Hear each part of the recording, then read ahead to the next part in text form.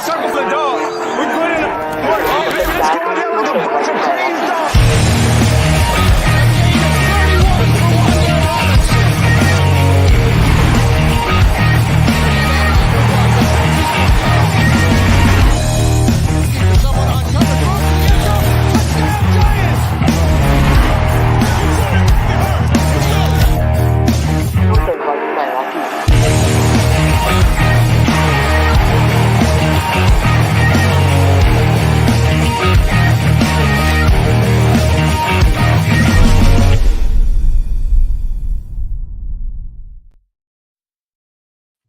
Boom! What's happening, people? You are tuning in to another episode of Giants Rush. Thanks for hanging out with us. Thanks for hanging out with me.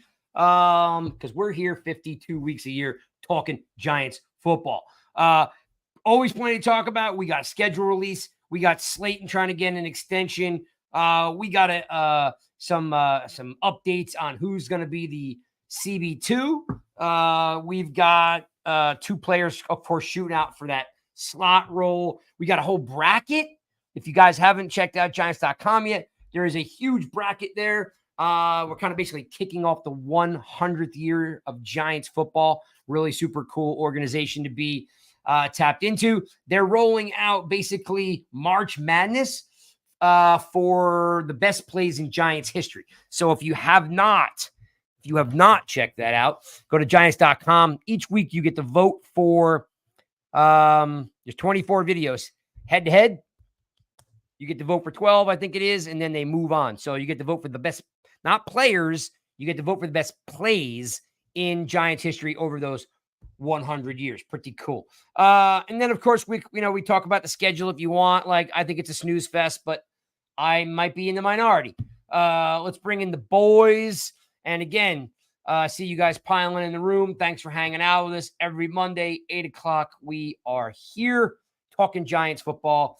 And, it's been a great ride this offseason. So let's get things tuned up. Let's bring in Truth. Truth, what's up? Hey, how you doing? I'm feeling pretty good right now. It's a little slow, right? But we got a little bit to talk about, right? We can chew up a couple things, right? Yeah, we do. I mean, the draft took up so much of our time and energy, but we do have some stuff we can cover. Yeah, and Truth, whether we have something or not, we're here, right? We never let anybody down. We show up to talk Giants 52 weeks a year. So unlike maybe some of the other cats, they need to do a mental health day. We're here, right? Yep. Truth. Oh, Bill wants to know where your piano is, Truth. He wants to know where the background is. Yeah, not on this laptop. I couldn't find it. So Bill, Truth is just like, he's not in his mansion today. He's on location. I do have a piano, little keyboard behind me though. Oh, see, Bill, you ask and we deliver. Let's bring in the Joker man himself. Hey, what's up? Look at that. We got piano going on tonight. I mean, we have many talents going on here. Many talents. Let me tell you. Well, wait. Before we go any further. Yeah. Like that show Project Runway, if you would be so kind, do you care to stand up and model your shirt for us? Because you've got the camera so low, I can only see basically. There's a reason for that, right? Listen, my man works out. My man's in shape, but he's wearing a very unique shirt. I'm wondering, can you tilt the camera a little bit for us, or can we get a bit? There we go. No, look. So my man Shawnee B is wearing a very. Oh, look at this! Look at this! We getting a spin. I love it. All right. That's a good way to start the show right there, folks. He's wearing is it considered a Hawaiian shirt? Yeah. I mean, it's got pineapples and it's a Hawaiian shirt. It's a Hawaiian Giant shirt.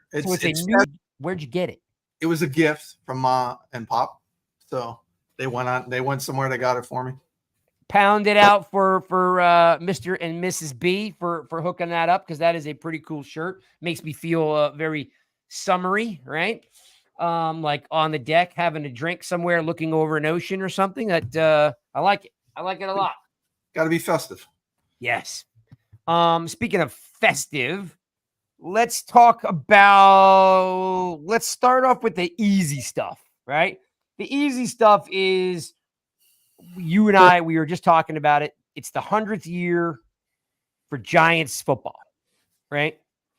We're hoping that there's nobody out there that actually has been around 100 years, but if you have, I hope you're in good health. Guys, the Giants are going to roll out. What's up, JT? The Giants are rolling out March Madness for the best plays, not player, plays in Giants history. Each week you can vote. So right now you can vote on the blue. Let me span up here. Okay. There's a gentleman, there is a blue bracket, a red bracket, a gray bracket, and a white bracket. And each bracket has the best plays in Giants history that you get to vote on. Now, somebody's dinging. Something good's happening. So the question I have for you guys is, off the top of your head, I'm sure you guys can roll off some good plays that we're going to be able to vote on. The final bracket voting starts June 13th. So you can vote now for bracket 1. Bracket 3 is May 30th. Bracket 4, which is white, is June 6th. And then you can start voting on the best plays in Giants history for the finals on June 13th. Going to turn it over to you, Truth. Give me a play. One play. Doesn't have to be helmet catch, right? Right, Bill? That's a $70 shirt. Dang right. Mom and Pop hooked them up. Regardless of what they tell them, they do like them. $70 shirt on $1 million person. Exactly. There you go. Truth, give me some. What's a top play that you'd like to vote on if you have a chance? Like, what's one? Do you have a favorite play that you always remember? Well, I mean, the wide right is synonymous to the Giants. You know, when Norwood missed that field goal, even though it wasn't a Giant play, that's something that obviously got them to the Super Bowl, made them win it. So I'll go with that one. I'm sure, Truth, that's going to be in there. I'm sure you're going to be able to vote on that. And Truth, just because you brought that up, I'm going to tell you a story about that play. Okay. Truth, you've been with me forever, so you probably already heard this story, but Shawnee probably has not heard this story. I think I was like maybe like a freshman I was like a sophomore in high school when that happened. And I was at my girlfriend's house, and her dad, big Giants fans, was a smoker. And we were in the TV room, bunch of people all watching the game. We're kind of down and out because we think basically, the Giants are just about to get eliminated. That goes wide right, and her dad sticks a lit cigarette right into my forearm, like everybody thought I was yelling because I was excited. No, I was yelling because he just stuck a hot poker in the side of my forearm. So I never forgot that moment. How about you, Sean? What do you got? You got something that you'd like to see voted on? Yeah, and I'm going to tell a story about this too. So the LT Thanksgiving interception return for a touchdown. So great story. So we're over my aunt and uncle's house, and they're at the table. I'm a kid, so I'm at the kids' table at this point. And my mother and my aunt are, they're like, oh, telling my uncle and dad they can't really watch the game while they're eating, right? So we're watching the game, and my uncle and dad are like, give me updates. So, but don't make it football related, right? So when LT makes that play, I go, they passed the turkey to the wrong team. And that was the highlight. And it was the funniest. It was such a family thing. So that play always sticks out in my mind. Every time I see the highlight, it brings me back to that as a kid, man. No Morse code. Yeah. Well, just so you know, the LT, let me see. LT, I know I saw it in here. It might be in round 2. I'm looking to see here if I can. There's so many videos here available that I'm scanning through. Of course, there's a bunch of, LT. Not to mention just what he did that whole Thanksgiving game with not being 100% healthy. He dominated in basically one half of the game. So yeah. Think about this. Of all the plays in Giants history, guys, there's 2 in here from that game. One is, of course, the interception, right? But the other one, which is November 25th, 1982, LT one-handed sack in that game, which was insane. That's right. Yeah. You remember that? He spun Gary Danielson around with one hand grabbing his jersey. It was the funniest thing ever. It was such a great play. Great play. Yeah. I'm trying to see if I can find your pick 6 because I know it's going to be in here. They have all the videos listed so you can That's get got rid to of be in there. Yeah. I'll tell you one that I have always is George Martin's pick 6 against the Denver. 78 yards versus the Broncos. Because George Martin, like, he was pretty swift for a guy his size. Don't get me wrong. Yeah. But nobody saw that coming. Like, he was a great player. Very underrated player. Very underrated. Yeah. You know, and to see that guy just, you know, hauling ass down the sideline was one I remember as a kid, like, thinking, does this happen all the time? Because this is super cool. We got this LT guy that does it. Oh, this guy George Martin does it too. This is cool, Dad. You know what I mean? Like, always remember that one. And then probably one that sticks out is the Seahorn interception, the batted pass. He's on the ground. He's playing volleyball with himself and gets up and returns it. Like, just awesome stuff. Yeah. Awesome stuff. There's probably in here, guys, a lot of video. Truth, is there a guy in here in this 100 plays that you think maybe, as we just kind of quoted, like, is there a guy in here that maybe is underrated that some people won't vote for because they don't know him? Yeah, like George Martin is a guy that a lot of people don't know. If you're over 40, you probably know George Martin. If you're under 40, you probably don't know George Martin. Is there a guy in here that won't get votes, not because it's not a great play, they just not familiar with the player? Yeah, that could be. I mean, David Wilson had a game to remember in his career before a neck injury made him retire. He had that phenomenal game where he had like over 300 plus yards, returns and kickoffs and everything, running the ball. So I don't know how many people remember him. He was a Giants first round pick, I think, back in 2010. If you could, I don't know if that's true. I'm trying to remember 2010 or 11. And by the way, Truth, we interviewed David Wilson 2 years ago. So if anybody's interested in seeing that, it's up there on the Giants Rush YouTube channel. He was a pretty cool dude. He also, during the interview, tells you he was trying out for the Olympics for like long jump. Yeah. I'll tell you, he was fast. That guy, he was quick. How about you, Shawnee? You got a player in here you think that might be in the 100th year, bracket challenge that may not get votes because people don't really know who he is? Yeah, Homer Jones. And the reason I'm bringing up Homer Jones is because he was supposedly credited with the very first spike in the NFL. That's right. Not a lot of people know that. So that's a guy to really pay attention to in this bracket. With his look at Sean going to Homer Jones. And by the way, I know my history. Truth. These gray hairs just ain't for show, my man. All right. So, and on that note, just so you guys, in case you're looking into this bracket challenge, you could give Shawnee B some credit. In the videos, the content that's available to vote on, Homer Jones 98-yard touchdown, September 11th, 1966 versus the Pittsburgh Steelers. So yes, Shawnee B, your boy Homer Jones is here. Yep. Awesome. The other one that sticks out for me too, guys, is the Giants beating the Jets on a 99-yard screen pass to Victor Cruz. Mm-hmm. That was like just made him so legit. You were like, this cat's legit. Yeah, he had that great preseason game, right? But to come back and just the way he took the league by storm was cool and refreshing. So, yes. Anyway, if you get a chance, Giants.com, you guys can go out there. You can vote away.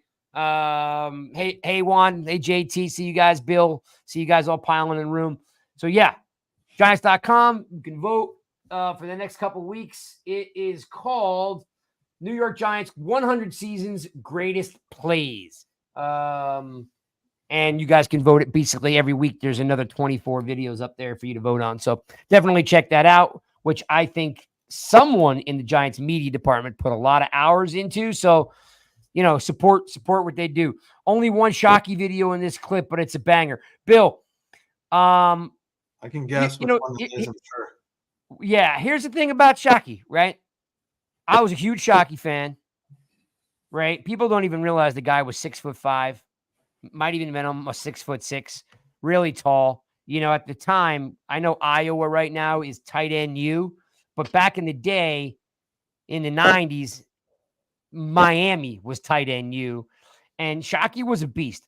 The problem with Shockey is that he went 100% every play, and he got banged up. He played through injury like Don Mattingly, you know what I mean? And, he cut his career short. Now, the other side of it is he was his own worst enemy.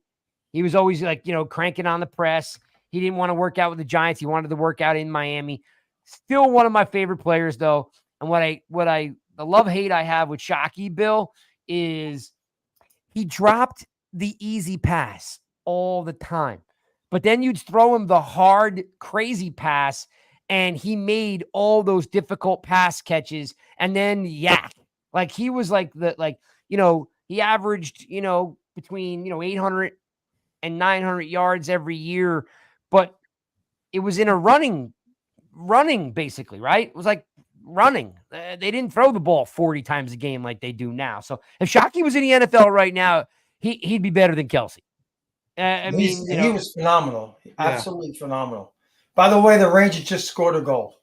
Oh, Rangers are up 1-0. They take it tonight, and it's over. Yeah.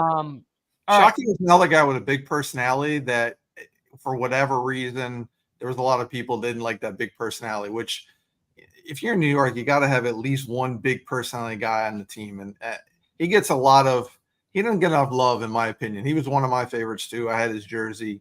Love the guy. Absolutely love the guy. Shockey, from a playing standpoint, everybody loved him. They said he was a good teammate, right?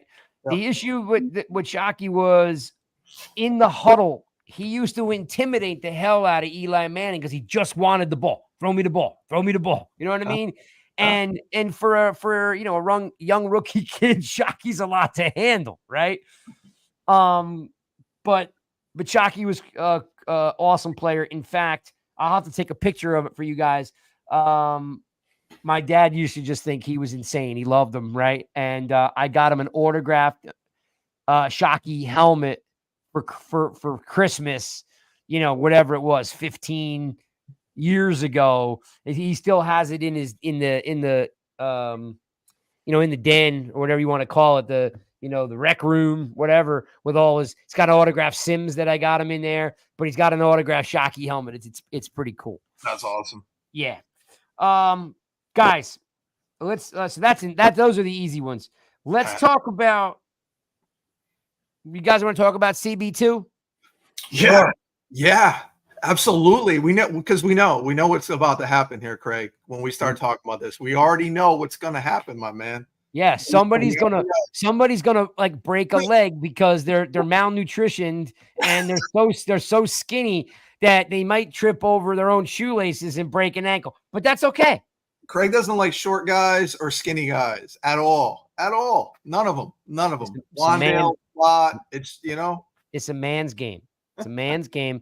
And as I said, I'm willing to take the heat, but just so you know, for comedic purposes, it's not true that I did not like Wan'Dale Robinson. I said where he was picked. I get it. I don't like where he was picked. And he has made me eat crow because he has come up big, coming off an ACL. I have ate crow week after week after week. It was never about Mr. Robinson. It was always about where he went. But there are plenty of 5'8" guys I don't like. You know what I mean? Like, or skinny dudes. So let's talk CB2. Craig would hate Emmanuel Forbes. Wait a minute, though. Peace. Guess what, though? I was all for what's his name from Michigan, the running back. He's a little dude. Well, he's in stature, he's little, but he's a thick. What? Corum. Yeah, 5'8", 215 is pretty thick. Yeah. I liked him. I thought he was a beast. I would have been happy if the Giants had taken him. So yeah, I do have some bias, I guess, on shorter guys because we all know, we don't want to admit it, but I did the research. That's the thing. I wish I put it in a notebook, because I did the research on 20 years of draft picks of guys that were 5'10", and they were all special teams players, and they all were out of the league in 3 to 4 years. Yes, there's a Tyler Lockett here and there, and there's a a Bart, what do you call it? The running back for the Eagles. Bart Scott, and then Boston Scott. Sorry, Boston Scott. Yeah, Bart Scott was a DN. Yeah. Boston Scott. And the running back from the Saints that went to the Eagles too. He was a short dude. Oh, Bill is coming through. Thanks, Joker. Now you got me shopping for Giants Hawaiian shirts. Nice. You're welcome, Bill. Awesome. Yes. Awesome. Thank you, Bill. You're a good man. I don't dislike all short guys. Just for by the way, it's trending towards shorter. Tyreek Hill is 5'10", Greg. Those guys. Oh no, he's the anomaly. Guys are coming around again with the new NFL. They're coming around. I know. I'm always saying I'm not I'm not pulling this out of my ass. It was like you like Dave Meggett, didn't you? I know you like Dave Meggett. I know you like Dave Meggett. Yeah, of course. Yeah, I like Meggett. Yeah, it's a different league. Darren Sproles. Thank you, Jake. Darren Sproles. I mean, that dude is just awesome and small. Yeah. But I did, when Wan'Dale got drafted, I did the research. I did 20 years. I did 2000 to 2020, and I had like 50 guys that were 5'8" and under, and most of those guys were returners, right? They were mostly like, slot receivers or returners, and there were only like 6 guys that were still like in the league, right? Most of these guys were done after 3 to 4 years because their bodies just took a beating, right? Or they couldn't get on the field. A handful of them made it. So it wasn't like I was pulling it out my ass. I mean, shorter guys have a harder a go. They're pushing the rock uphill when you're 180 pounds, 5'10", when you're my size. Then again, the average span of the NFL player is only about 4 years anyway. So when you look at that too, right? So, I mean, I get it. I understand, but I'm always going to root for the short guy because, I may look tall on video, but I'm not. So he says, I look tall on video. He's sitting down. I never got that impression. All right. Let's Bill, again, pound it out. Thank you very much for that. Beers on you is just, it's just tremendous. You guys, I love that you guys love the show. All right, CB2. Shawnee, starting with you.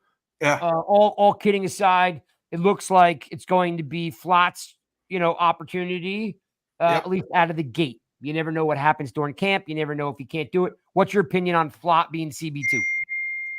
I like it. I like the pick when they made it. I mean, listen, LSU has been known for the receivers, but they've been DBU the last several years. And when you look back at what he did in college, he did really well in the SEC, playing on the outside. He played in the slot too, but he did play a lot of outside back there. So he can do it. And the time he's gotten here, you think of what he's done on the outside. He's shown that he can do some things. So I think he's good. Now, whether or not, it's probably going to come down to him and Nick McLeod. But for sure, I believe Phillips is going to be in the slot. But I like Flott. I like Flott on the outside. I think he's going to surprise some people. I don't know what he's weighing now, but it's his 3rd year in the league, and he's only just turned 23. 178. So he's got to be more than that. Got to be more than that now.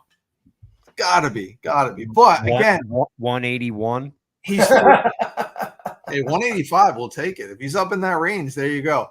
But again, he's been in the league. This is his 3rd or 4th year, 3rd year now, right? And he's just turned 22 or 23, so he's still young. So I like what he can. I like what he can do.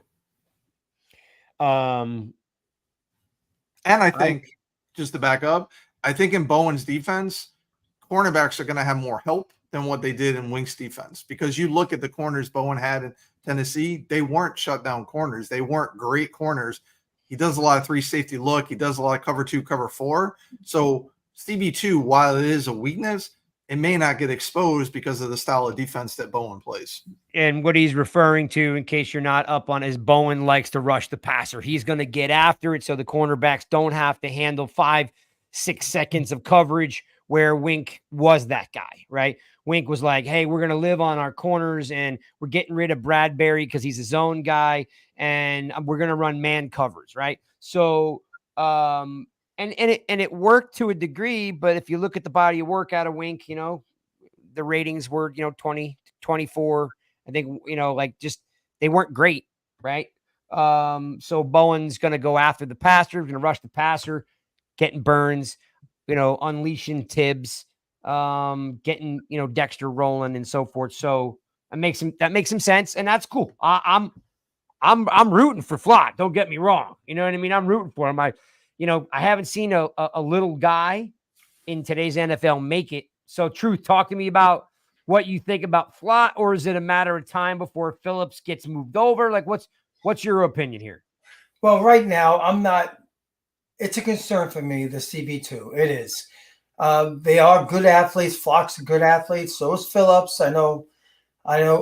Sean and I have had a little bit of disagreement about him, but he's a good athlete. I will not deny that, but they're unproven. And until they prove me wrong, I'm going to have concerns about that CB2. And I understand Bowen's defensive structure, what he does, but that's another concern because I think he should have gotten another edge rusher if that's the case. I mean, by committee. I mean, you can't have Burns and you can't have Tibbs out there for 60 snaps every game trying to perform because it's too much. And Ojulari, I don't know how healthy he'll stay as the third guy. I don't know. So I have concerns. I really do. Tuto's in the house and he's hanging in Jersey because he's hanging with his mom. I'm assuming that's Princeton, New Jersey, and his wife. So, and he has of course dropped us in another donation, pounding it out for Tuto. Thank you very much, sir. Always appreciate it. You are the OG. I'm on both sides of the fence, like without being like, you know, looking for a laugh here or there. I can tell you this. Leonard Marshall told me, I've already told this story, that, you know, where he was playing with Stingley on one side, you know, all the press went to him because of his, you know, because of his family heritage and everything that comes along with the son of an NFL player. He said that he was comfortable, you know, because if you don't know, Leonard Marshall went to LSU. When he goes back, he's on the sidelines, he's watching the game. He had very good things to say about Flott, which made me feel a whole lot better about the pick. I am not a fan of 170-pound corners going up against CD Lamb. Like, I'm just sorry. Like, one, this is just facts, people. 170-pound corner cannot tackle a 210-pound running back without getting broken. Like, these guys, like you've got to be a master at 170 with the best technique available, because you're just not built for a guy running at you 3, 4, 5, 6 times a game when he outweighs you by 50 to 60 pounds. So I worry about him actually tackling when he needs to, right? I used to say the thing about Aaron Ross. Aaron Ross, first round draft pick right out of Texas, was a leaner guy, not as lean as Flott, but a leaner guy. And I had to eat crow there because he turned out to be a great open field tackler. Like, that was something that was very impressive about Aaron Ross. So, you know, we're going to see what Flott can do. I worry about his size. I was kidding. I do think he's in the program at 180 pounds now. You know, yeah, like Cole says, some 200 pound corners can't tackle. So yeah, it's 100%. Like, you know, nah, he's not 170, Mark. I think they have him in the program at 180. I think he came in the league though at 170. Yeah. So yes, you know, he's working hard to keep weight on, right? He's got a fast metabolism, right? I want to think that he's going to get an ample shot to start on the outside, right? But as Truth was saying, like, yeah, there's some concern because if he doesn't impress, what do we do? Yeah. Now, both you guys remember the last game of the year. McLeod impressed, had a really nice game at the end of the year. And I'm assuming they're going to let Phillips get some.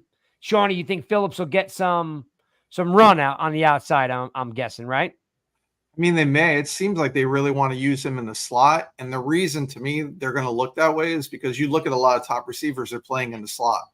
So with him doing as well as he does, I think it makes sense to keep him in the slot. The other guy, and I know he's a veteran who maybe didn't do well in other spots, but David Long Jr. could come in and do some things and push those guys, make them better. He's a nice veteran to have there. So I think if Flott doesn't produce or McLeod doesn't produce, maybe they'll think of putting Phillips out there. But I think they drafted him to play the slot and shut down those tough receivers within the division who are in the slot right now. Why are you guys forgetting about Trey Hawkins? No, you don't even mention him. I'm not saying he's a stud, but why are we not even mentioning him? No, that's a good point. I mean, I guess he started off like everybody thought, hey, and then he just he's a rookie. He was a rookie. Yeah. Human nature is like you're just not hearing anything about him. Like he literally just seems like he's got an uphill battle. But by the way, that could work to his advantage, right? They may sleep on him, and then he shows up and balls out.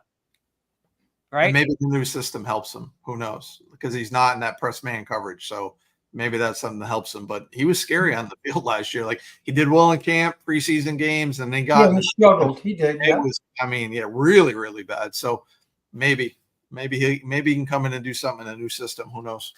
Yeah, and Cold is with you, Shawnee. Talk about David Long Jr. coming in. So. There's again, and I actually thought McLeod ended the year really well. I really did. I was under the impression he can play safety and corner, McLeod.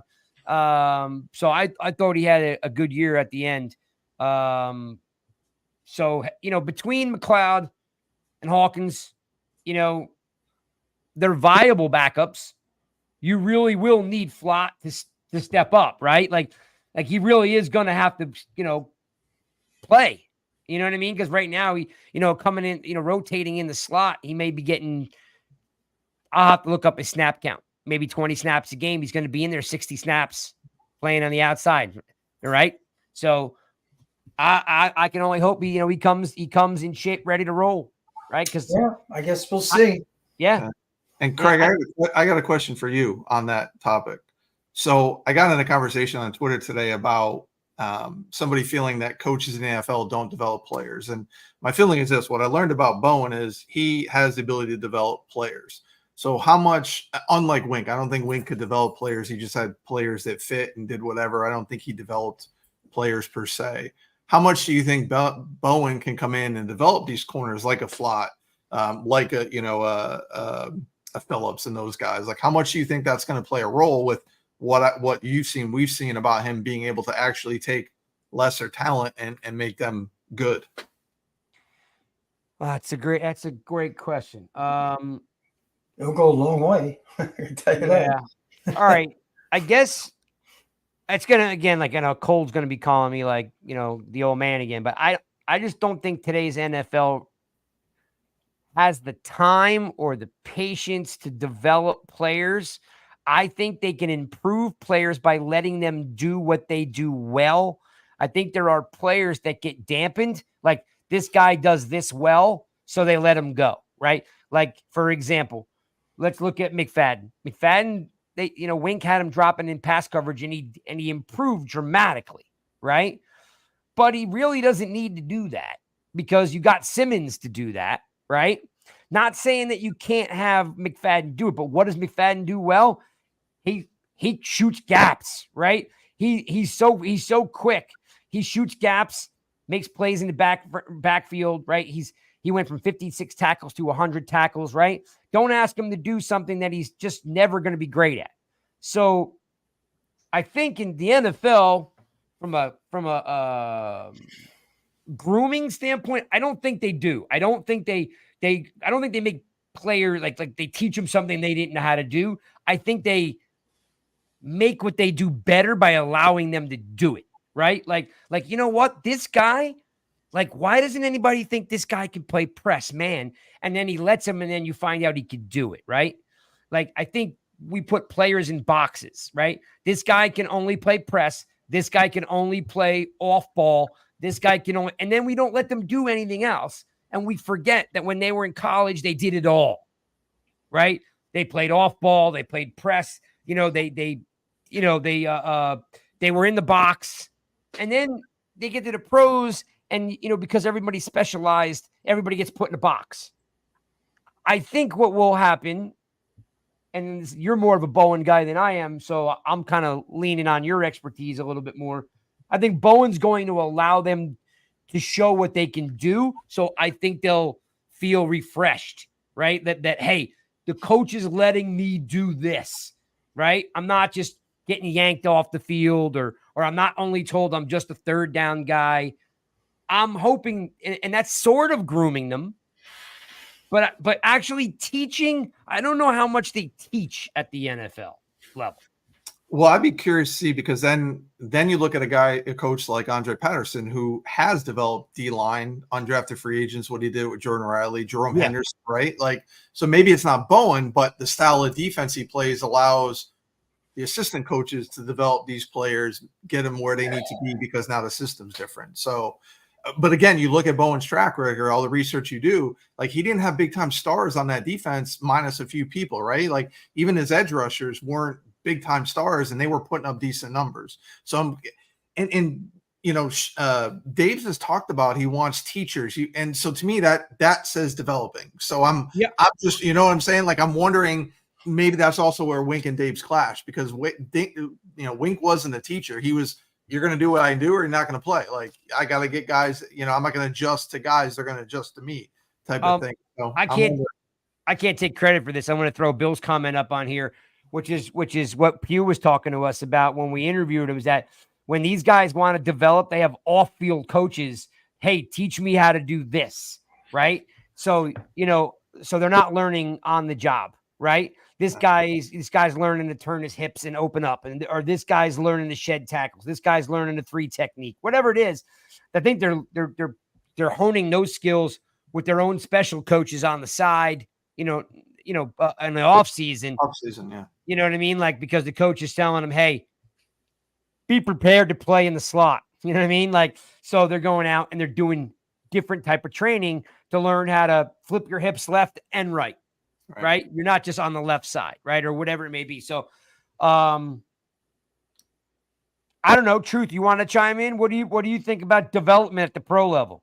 Well, I would think that these coaches are still developing these young men. I mean, you go from the college to the ranks to the football, NFL, there's a lot of things to learn. I mean, the game's faster. Everything has to be done quicker. I think they're still developing. You got to be a teacher, even at the NFL level. That's what I think. I don't know. I never played NFL football, so I'm just going by logic. Welcome Sarah back in. Haven't seen Sarah in nine years. So it's welcome back. I don't want to like diminish them. I just think that they draft guys, who have traits, right, that they like, right? There's guys out there, like Sean just said, where they literally train these guys up and coach them up to be something they're not. And you're like, wow, I didn't know that guy had it in him. Right. But I still think they're freaky athletes. You either, you have to let them go, wind them up, let them go. Right. Instead of like holding them back from being something great. So I think it's a combination, right? I think you're telling this guy, hey, look, dude, you can do this. Go. You know what I mean? Like, I'm not going to tell you no. So I think it's a little bit of both, Sean. I mean, like, yes, I'm sure there is some teaching, but the skills that they're being taught are inherently in them already. That's why they brought them in. Well, they're nurture them out. Yeah, that makes sense. Because, like, think about it. Are you going to bring a guy in that doesn't do what you need him to do, and you're hoping you can coach him up? Like, that's a lot on an NFL guy. Like, they don't keep their jobs long if you have to coach up too many guys. No, they can teach them some techniques that maybe they're not using, or how to improve certain other techniques or whatever else, I think. So, yeah. I mean, and again, you're talking about later round guys. Not all those later round guys are coming in that are studs. And they're not polished. Yep.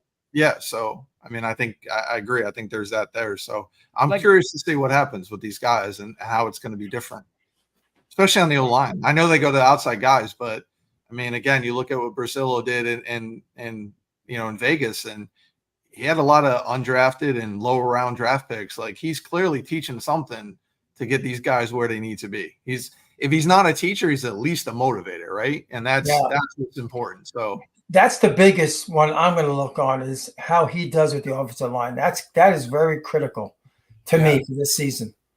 And the thing I don't get, and listen, Pugh's our guy, I get it, but I'm not like, there's not too many O linemen that are going to talk bad about an O line coach. They have a special bond, no matter how bad that coach is. It's a special bond. So nobody's going to talk about their O line coach. I highly doubt that, right? So I know what Pugh said on our show, but he's not going to say anything bad about his former coach as an O line. There's no way. Yeah. I mean, look, let's call a spade a spade. You know, Dexter Lawrence wasn't Dexter Lawrence's rookie year, right? Like whoever, you know, was working with him, either, you know, in the facility or in the off season, somebody turned him on, right? Like whatever it was, whether it was a change of system, whether it was a change of coach, whether they let him loose. They moved him to nose tackle. Yeah. That unleashed him. Yeah. Like somebody's like looking at what he can do and they're like, yo, we need to move this cat to, you know, to a different technique because, you know, we got him playing out here in the gap and he needs to be head up. Right. Yeah. And next thing you know, you're like, holy smoke. What a surprise. Yeah. Yeah, exactly. So sometimes it's not even coaching them up. It's just letting them do what they do. But you need to maybe, you know, like change the side they're on. Right. Or, you know, change it from a 3-point stance to a 4-point stance. Right. Like, whatever it is. I mean, I used to laugh on how OCU Manure used to rush from a 4-point stance. I'm like, nobody does that. Well, he did, and he did it well. I'm sure somebody was either like, dude, try a 4-point, or some coach was like, or he was like, coach, I'm going to go from a 4-point. And they were like, yeah, go for it. Instead of keeping him in a box, somebody let him go. Yeah, because you put him at nose and he's got to go against the center. You look at the size and the speed of Dex. Those centers aren't going to be able to handle him, where he was playing D-end or, you know, farther over, he's getting double teamed or whatever else. It was just, they just moved that position from playing D tackle D-end into nose tackle and unleashed him. Like less area to run, less. Yeah, absolutely. It made sense. Yeah. And when you think about the defense this year, this is what I like. And I know Truth kind of brought this up about the edges.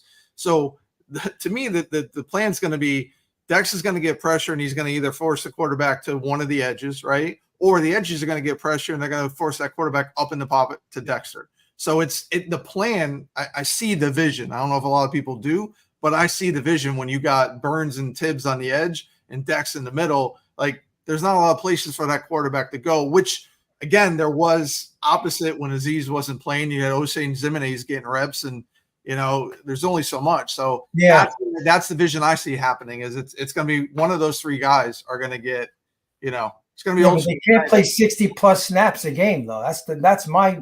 Well, Truth, keep in mind, like, so like Ojulari has a shit ton of talent, right? He does. You know, he just, you know, like we've said this a million times. When you watch him, I've never seen a guy that big have that kind of bend. I mean, it's awesome.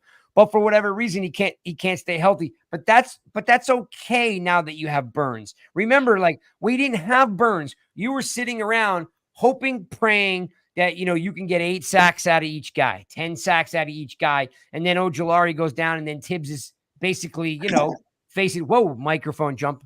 Right? I got excited. Exactly. Talking defense gets me excited. No, like, you know, that's my job. So, you know, we've never had a caliber of a player on the other side. Like Ojulari has the talent, but he couldn't stay on the field.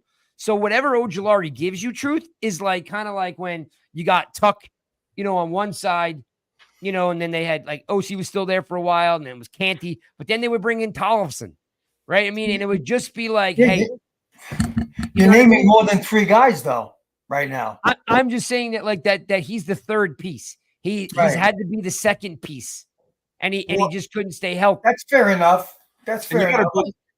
Yeah, and you got a Boogie Basham and you got a Timon Fox, who I think can get developed there as well. So the one I can't see, and maybe you guys have been up to date what's going on with the one guy I think they should move back to outside is Darian Beavers.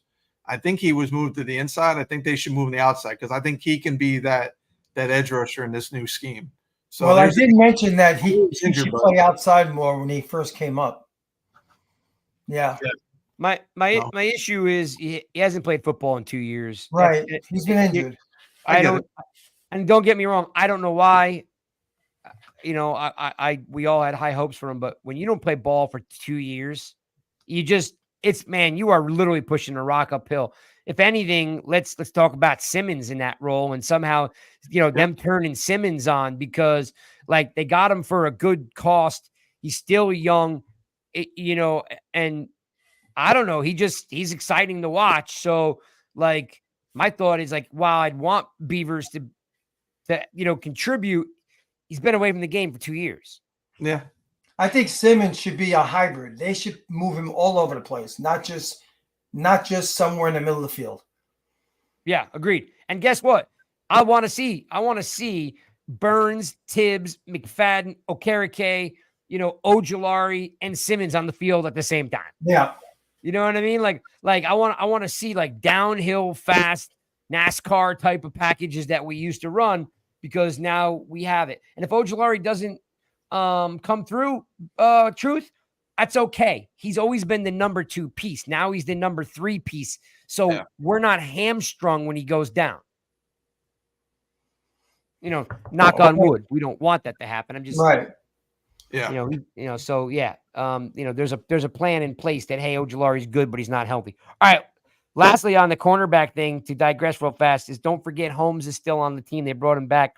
Holmes will have to, and Phillips will be going head to head for that slot position. I'm assuming Phillips, being a younger, better player, will win that spot. But just to give you a heads up that, they're not going to gift it to him. There will be some competition at the slot position. Darnay Holds. Yeah, you're right. Darnay Holmes. That's a good one. Yep. Pun intended, Mark. All right. So Cor'Dell Flott on the outside, Banks on the other side, who I thought had a great year. I don't care what anybody says. He was a rookie. He played more football than he'd ever played before. You saw what he could do. He saved the game against Green Bay. I mean, I'm a fan. You guys know I'm a fan. I wanted him drafted. He was my guy. He's scrappy as hell. I like him, and I'm hoping he's going to have another really good year, because I don't think he had a bad rookie year. Oh. Yeah, I don't know why that's going around. Some people saying he didn't have a good rookie year. It makes no sense to me at all. People just have like these unrealistic expectations of these guys, that they're going to make the Pro Bowl in year 1. They're going to be all pro year 2. They're going to beat the Super Bowl in year 3. Yeah. When the team only gets 6 wins, you're not going to have a lot of Pro Bowl players, no matter how good they are. It's just the way it goes. Yeah. Yeah. So, all right, let's talk about something that I can't figure out. I can't figure out what you guys are thinking. So tell me, Slayton wants an extension, not more money. And I'm a big believer in a veteran in the room. I'm a big believer in that he's a 5th round pick. He was never supposed to be a 1 or a 2. He got forced into that role playing with Jake Fromm and Glennon and DeVito and Tyrod, and he gets nothing but hate because somehow he doesn't elevate guys, or he doesn't have 1,000 yards, or he's already getting paid $6 million. Like, he's not looking for more money. He's saying next year he's up.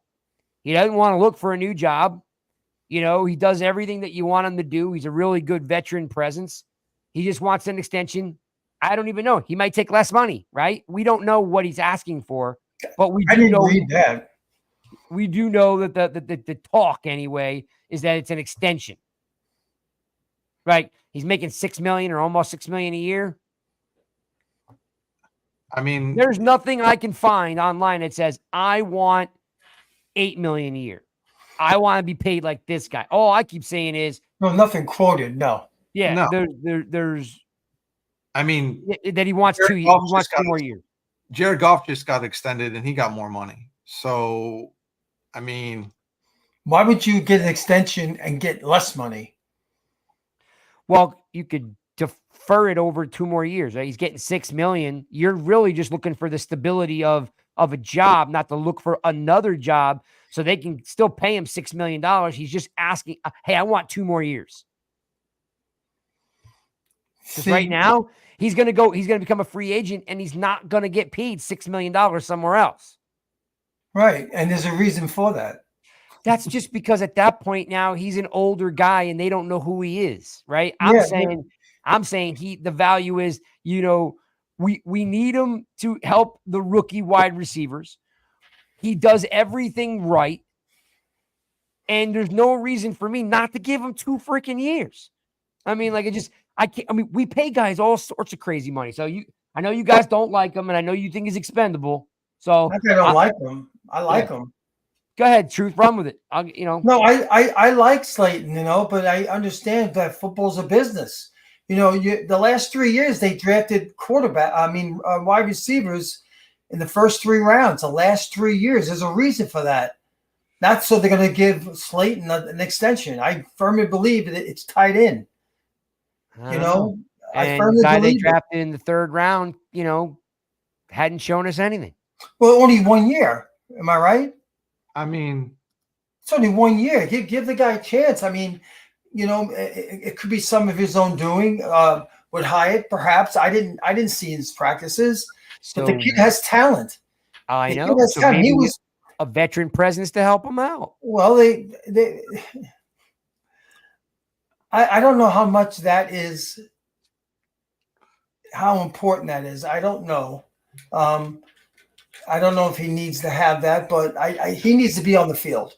He needs to get more snaps to see if he is the guy. And I think he is the guy, especially now that you got Neighbors on the other side. I just think Neighbors is an instant plug-and-play guy. No doubt about it. Don't have to worry about him. So, but Truth, keep in mind this. This is what I'm saying. Yes, almost all these guys are replaceable. You don't think that who's not replaceable? Like right now, Dexter Lawrence is not replaceable. No. I'm saying we're just talking about wide receivers. Oh, okay. I think they all have a role, right?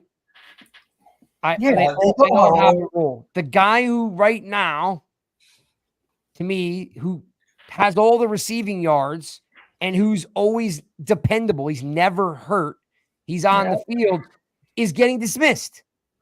Why am I dismissing the guy who does everything asked? He's for a 5th round draft pick. He's produced more than any other 5th round draft pick out there. Because $6 million is too much for him for moving forward. If you have other guys who are going to be looking for money and are more talented, you're going to have to pay them. That's the question. Are they more talented? Like, we don't know. You're guessing that you get rid of him, Truth, and then you're hoping that the other guys can do what he's doing. They may. Yeah, that's where evaluation comes in with your coaching staff. They have to make that decision. They have to make that decision, and they know well more than we do if they can move on without Slayton. They know. John. Go ahead, John. Jump in. I don't know about the veteran presence or leadership that he brings as far as helping those young receivers. He's not a great route runner, right? And Allen Robinson can come in and have that veteran presence, that veteran leadership, because that's a guy that got open, knew what to do. He can teach those young guys what they need to do. Slayton's, again, he's not a great route runner, right? And I'll give him props for working hard. He says all the right things. He's a great teammate. But again, when you look at, it wasn't until last year he had a 3% drop rate. Everything before that was 7 or 10%. And he had some key drops. So I'll give him credit for the 1 year. But again, if you're going to extend him, all right, what's he looking for? What's the money going to be? How's it going to affect the cap? Because again, he is. You got those 3 guys. You got Wan'Dale Hyatt and Neighbors. You got Hodgins in there. I mean, you got guys that are already doing what Slayton's doing with the position that he plays, the routes that he, right? But are they? Because he's the only one with 750 yards every year. Not anybody else. Well, that's because there wasn't anybody else prior to that, right? Robinson wasn't there, Neighbors wasn't there, Hyatt wasn't there. You had Richie James, right? You had Richie James. So of course Slayton's going to get his yards because who else? Before that, it was Kenny Golladay and Golden Tate. I'm just making a point that I don't like dismissing guys that do the job, and the guy's a 5th round pick and he does the job, but we're so easily dismissing it, like on a crap team with a crap quarterback with 4 backup quarterbacks. The guy does the job.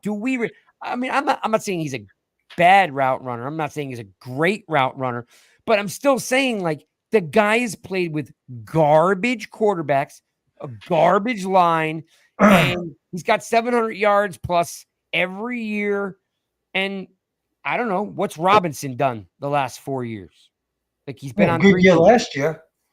He has Second year only. Yeah, second year player. Yeah. And he's probably No, not Wan'Dale Robinson. Allen. Yeah, not Wan'Dale. Wan'Dale is going to be a staple for this team. Like, I mean, like, as you know, he fills that role really well. Great teammate, and he's produced every time he's on the field. I'm not talking about him. I'm talking about what do you call it? They just signed. Yeah, Allen Robinson. Yeah, I was talking just for his veteran leadership and be able to help tutor those young guys that you were talking about. But I'm not hating on Slayton. I'm just saying if you're going to extend him and pay more money, it doesn't make sense to me. It really doesn't to do that. Yeah, you can't look at now. You got to look at that contract, the length of it, how it's going to affect other signings and other players that you might need who are better. 79 targets, 50 receptions, 3 drops. Yeah. How much better do we want out of 5th round draft pick? That's 1 year though. Look at and this. you got a lot out, and you got a lot out of him in his 5 years. Remember, you just talked about him improving every year. He's playing with the worst QBs in the league. Yes, but he's also dropped key passes that were very, very catchable. Very, very catchable. Remember the playoff game? Remember the big drop? Yeah. Hey, look. So I remember OBJ right in his hands. OBJ did the same thing. I'm just saying. He's expendable. It's not hate for him. It's not whatever. I think he's expendable. Yeah, I don't get it. I can't see it. He don't need to get paid. He don't need to get paid. He don't need to get paid a lot of money. If they give Slayton an extension, I don't care what Shane says, and then it tells you about what they think of that wide receiver room, especially Hyatt. You keep bringing him up. If they don't give him an extension, it's the same thing. They have plans for Hyatt. That's the factor right there, I think. What do they think of Hyatt? Let's be realistic. If Hyatt is on any other team, is he going to put up the numbers that he put up with the Giants when you have a Slayton or a Galladay and a Golden Tate? Like realistically, guys, not just you, Craig. I mean, everybody in the chat room, like talking about his numbers, he's consistent. He's a wide receiver 3 or 4 on any other roster. Do you think if he goes to somewhere else, he's going to put up the same numbers he put up with the Giants because the Giants haven't had a receiver in the majority of his career here? Like realistically, what other team he's going to go to and put up those same numbers? Well, yeah. Richie James did, right? Richie James put up numbers with the Giants. He went to the Chiefs. What did he do there? Nothing. All right. So we talk about what he's put up with yardage, but let's look at the situation. Who the hell else could catch the ball for the Giants the last several years? You know what I'm saying? Yes and no, because like Galladay should have been catching balls and he just couldn't. I mean, he dropped more balls than I know what to do with. You're bringing in a washed up Robinson, hoping that he can do something. Like I don't see it. He's just cheaper. That's all it is. He's cheaper. And I'm just saying, you're right. If I have him, if Hyatt takes off, remember the only reason why we're even talking about Hyatt is like he's not getting targets. He's getting snaps, but not getting targets because they don't see what they want in practice out of him, or he'd be getting 8 targets a game. Maybe this year he's locked in and he gets 8 targets a game. I just can't see all these other journeymen that we're bringing in any better than him. It's just cheaper. That's all it is cheaper. Well, let's find if that excess money goes to somebody else on more of a position of need. Because again, if you talk about Hyatt with his targets, they couldn't get the ball to him. He was open many times and they couldn't get the ball to him. So, and I don't know if you saw that one comment from Peace, but there is no way that Slayton would be wide receiver 2 on the Chiefs. No. Yeah, but I don't care who they have and how bad they are. He's not wide receiver 2. But we would never. But nobody said that he would be number 2. Richie James shouldn't have been number 2. No, Chris just said it. Chris Peace just said if he goes to KC, he's a wide receiver 2 on the Chiefs. Well, that's because they're losing wide receivers like left and right. Well, maybe. I guess he was kind of like making a mock joke about it. Chris was. I found it. I got it right here. Right now, the Chiefs are in dire straits for wide receivers. So yeah, I don't make a trade with them. Trade them to KC and get a pick. There you go. I would be okay with that. I just again, guys, like right now, if it's Neighbors 1, Slayton, again, these are package guys, right? They run all these packages, right? They get down to the end zone. Hodgins comes in, right? Because he's good from the hash mark to the sideline, and he's good in the end zone. He's tall, right? I mean, like, I can't see giving away a guy who does everything, and he's just saying, I don't want to look for a job next year, right? And they could build a package like they did. I'm not saying franchise tag him, but I know what I'm saying. Like, they built this crazy package for Barkley. There was no extra money. It was bull crap. It was smoke and mirrors, right? To appease him. Like, all he wants to do is have a job for the next 2 years so he doesn't have to go look for another job. So give me an extension that you think would be fair for him. Realistically, I think it's like what they did with Barkley. I think you're going to give him 6.9. You're going to give him the 900,000 for 2. I realistically just think that's all. Again, the guy likes to be here, wants to be here. You're going to give him $1 million extra a year or 900,000 plus incentives, right? If he has over 700 yards, he gets a kicker. If he has 1,000 yards, he gets a kicker. 10 touchdowns, he gets a kicker. Build the incentives in for him, right? And give him a little boost in pay, 900,000, right? That's minimum. That's the league minimum, veteran minimum, right? So you give him 6.9. 6 goes to 6.9, almost 7. You build in a couple incentives and you give him a 2-year deal.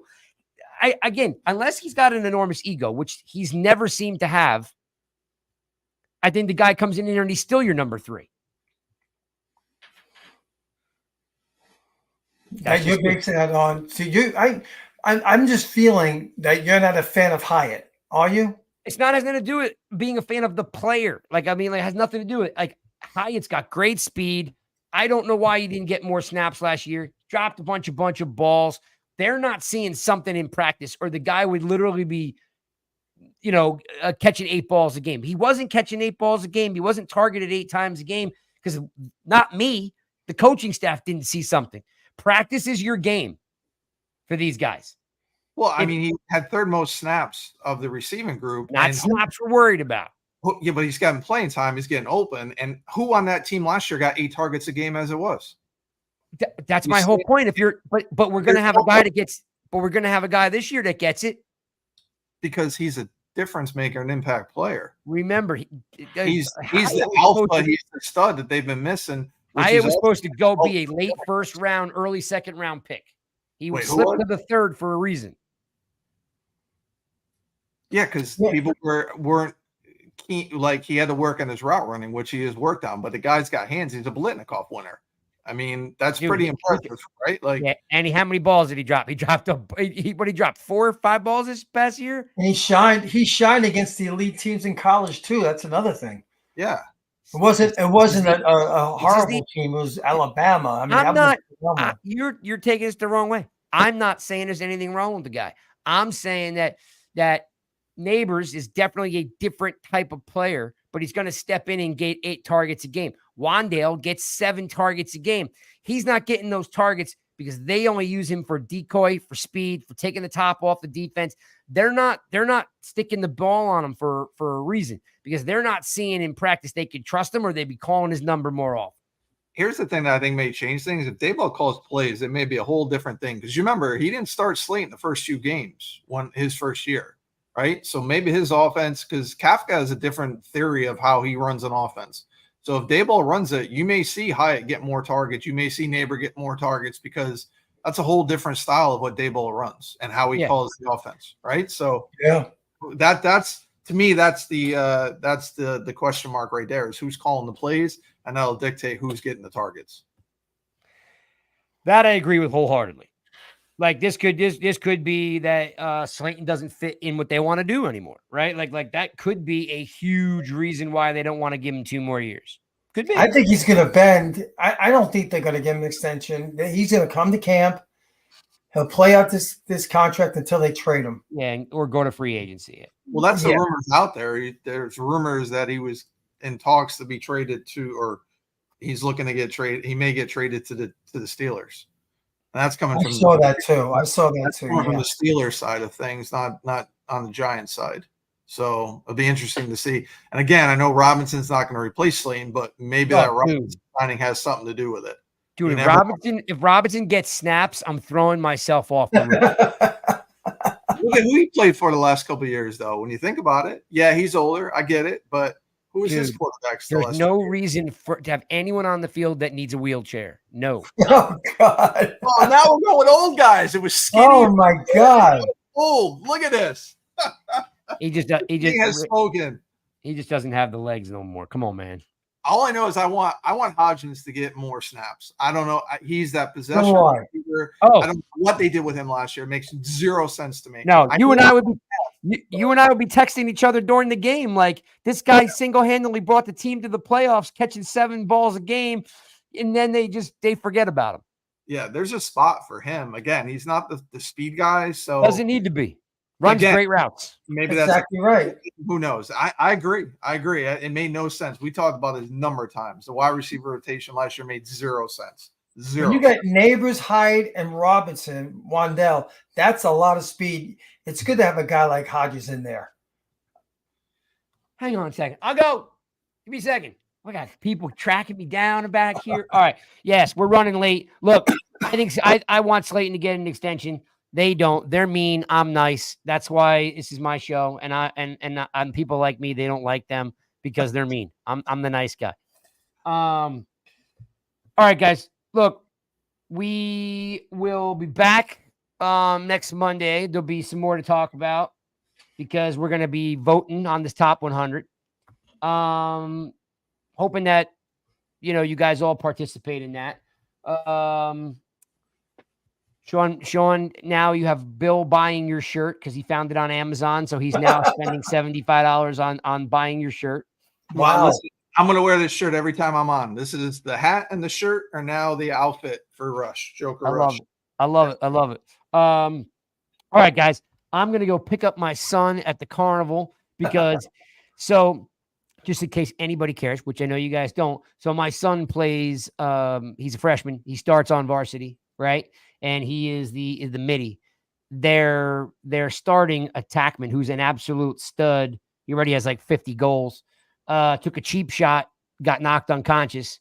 Whoa. So yeah, they had, it was a big controversy against a big North Jersey team, which will remain nameless, for dirty play. But my son's getting slotted in, moving up to a position he doesn't know how to play. So I told him he's got to go to bed early tonight so he could get some rest because he's got his work cut out for him tomorrow. In a big game because 2 more games, they're 11-3, and then playoff time. So, all right, Giants, nygiantsrush.com, fellas. What we do need, I hate to ask you guys, please. Do me a favor. Tell your friends to subscribe to the YouTube channel. We have been ignoring it, so we're trying to get you guys to subscribe to it so we can do some more cool stuff. We got some other stuff in the works with Justin Pugh. We're talking about maybe doing a tailgate this year, and some other stuff. We even talked around, me and Shawnee, we're talking about a flag football game with listeners. So we got some stuff. Yeah, exactly. We got some stuff that are brewing. We love you guys. You guys are the best. We will see you guys next Monday. Bang. We're out. See you later, guys.